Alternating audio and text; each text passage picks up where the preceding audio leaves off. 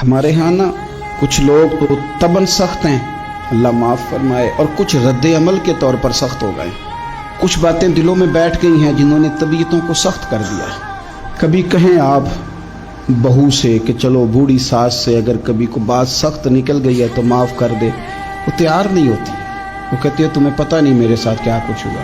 कभी सास से कहा जाए ना चलो भूल गई थी बच्ची तो आप दरगुजर कर दें, तो कहते हैं तुम्हें पता नहीं मेरे अंदर सख्ती कितनी आ गई है, दुख कितने बैठ गए। हम ना तबीयतों में सख्ती कर बैठे, हमारे दिल धड़कते जरूर हैं लेकिन सिर्फ अपने बच्चों के लिए, हमारे सीनों में दर्द उठता जरूर है लेकिन सिर्फ अपनों के लिए। हमने ना 2 4 5 6 बातें जमा करके उन पर पूरा ज़हन बना के सख्त हो गए हैं। तबीयतें सख्त हैं, दिल सख्त हैं। मेरे नबी पाक सल्लल्लाहु ताला अलैहि वसल्लम ने फरमाया, ये हदीस मुस्लिम शरीफ में मौजूद है, फरमाया जन्नत में वो लोग दाखिल किए जाएंगे जिनके दिल चिड़ियों की तरह नरम है। नरम दिल के लोग, माफ कर देने वाले, जल्दी मान जाने वाले। एक साहब थे, अपने भाई से नाराज हो गए और उन्होंने रिश्ते से इनकार कर दिया। पहले उनके बेटे की वहीं पे निस्बत थी, इनकार कर दिया। तो कई लोगों ने उनसे कहा, मैंने भी कहा, तो वो कहने लगे पीर साहब इज्जत बड़ी करता हूँ आपकी, लेकिन मैं मर्द हूँ, एक दफ़ा ना कर दूँ तो फिर हाँ नहीं किया करता। तो मैंने उस साहब से कहा, मैंने कहा यूँ ना कर, अगर सुबह क़यामत तेरे बारे में कोई सख्त फैसला आ जाए और रब को मनाना हो किसी मकाम पर तो तू क्या कहेगा? बहाने बना बना के हम सख्त हो गए, दिल इतने सख्त पत्थर कर लिए, मैं फलां होता हूँ जी, मैं नहीं दोबारा किसी की सुनता। और खुदा के बंदो, मेरे नबी पाक अलैहिस्सलाम ने फरमाया मोमिन तो इस तरह होता है जिस तरह ऊंट के नाक में नकेल होती है, बिठा दो तो बैठ गया, उठ जाओ तो उठ गया। और हुजूर ने फरमाया वो लोग जो बहुत बद इखलाक हैं, झगड़ालू हैं, फसादी हैं, सख्त दिल हैं, वो लोग जन्नत में नहीं जाएंगे। जो झगड़े करते फिरते हैं झगड़ालू लोग हैं।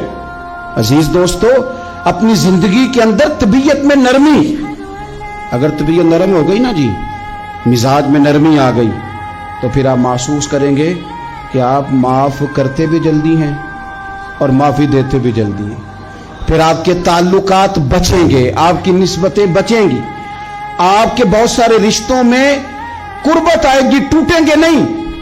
एक तो दिल नरम करें, किसी शख्स के बारे में दिल में कोई बात है तो उसे माफ करें और माफी दें।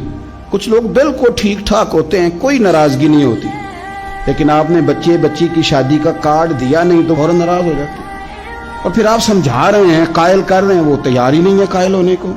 सुनो, और इस हदीस को याद रखना, नबी पाक सल्लल्लाहु ताला अलैहि वसल्लम ने फरमाया जिसके पास उसका भाई उज़र लाया, भाई माफी मांगने आया और फिर उसने माफ ना किया, अल्लाह के हबीब फरमाते मेरे हौज़े कौसर पे ना आए। तू सख्त होके बैठ गया, तू कहता है मेरे से पहले सुने, मैं आपको बताऊं इसने मेरे साथ किया क्या। और ठहर जा, अगर हिसाब किताब के बाद माफी वाला उसूल रख लिया जाए कि पहले हिसाब किताब होगा, गलतियों का मदावा होगा, फिर माफी होगी, तो यही हिसाब अगर रब करीम बंदों के साथ करे तो फिर मैं और आप किधर जाएंगे।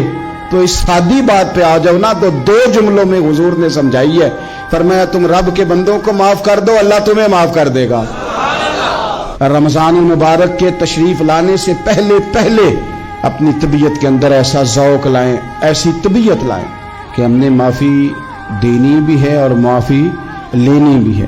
बाज़ औक़ात हम रस्म अदा करते हैं शब बरात से पहले, ये सोशल मीडिया पे चल गया, फलाने को फलान कह दिया, अगर कोई कभी हुई ना तो माफ़, ऐसे तो नहीं ना माफ़ियाँ होती। हमें पता होता है हमसे कौन नाराज़ है, हमें खबर होती है हमने किसको तकलीफ दी, हमें पता होता है किसने हमारे लहजों से परेशानी पाई है, कौन है जो हमारी वजह से अजियत का शिकार है, तो उससे जाके माफ़ी मांगे, तो ये चीज़ें माफ़ी का सबब बन जाएंगी।